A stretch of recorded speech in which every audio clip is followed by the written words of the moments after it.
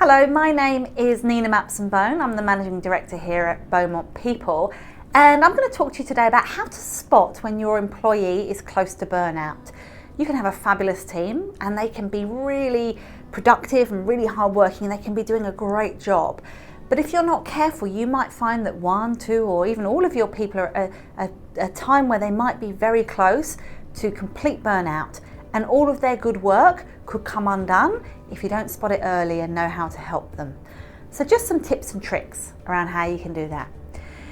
The first thing to look out for, and the biggest thing to look out for, is a fairly major and easy thing to spot. And that is if the individual that you know is not behaving in the way that they would normally behave.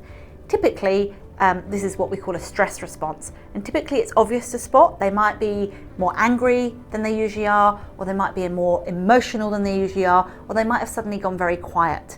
But typically when people are close to burnout, they're running on adrenaline and cortisol and their emotional control is less than normal. So they default to whatever emotion their stress emotion is. So look for that anger, the emotion, or the quietness that may not be their normal style. That's the first thing to look for.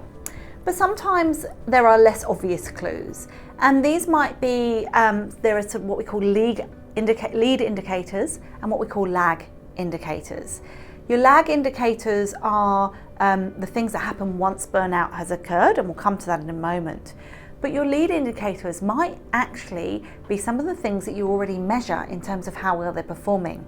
So if you see a change in performance, if you see that they're doing all the activity that they would normally do, but for whatever reason they're not getting the same results, that might be a lead indicator that something is not quite right. Another lead indicator you might see is that they're suddenly working much longer hours than they have, or conversely, they're suddenly working much less hours. When somebody is close to burnout, the hours thing is a really easy thing to look for, to spot. If they're close to burnout and they always manage to do a certain level of performance within a certain number of hours, suddenly they're working a lot harder, but they're not doing any better. It's probably because they're putting pressure on themselves to get the same level of results as they've always had. The opposite is where they suddenly drop back, they're not as motivated, and that's just almost a physical response of their body shutting down and thinking, I can't do this anymore. So look for those increase or decrease in hours. They're some of the lead indicators.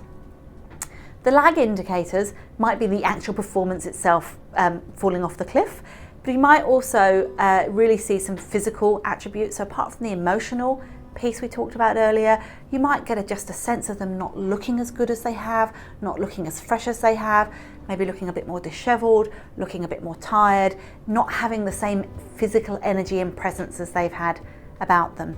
And sometimes that can just happen. You know, we all have bad night's sleeps occasionally, or maybe we're just a bit overwrought, or maybe we've had an argument at home with our friends or our partner. But if it's a continued thing, then look out for that, because that can be a sign that something's not quite right.